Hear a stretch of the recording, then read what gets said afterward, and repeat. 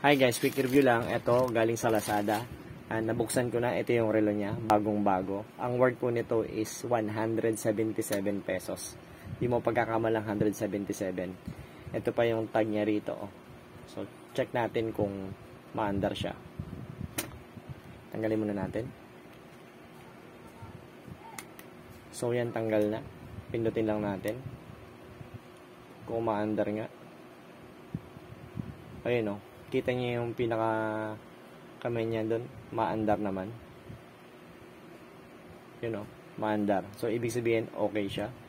Then, try natin paikutin yung mga kamay niya. Wow! Diba? Sa halagang 177 pesos, may pangregalo ka na.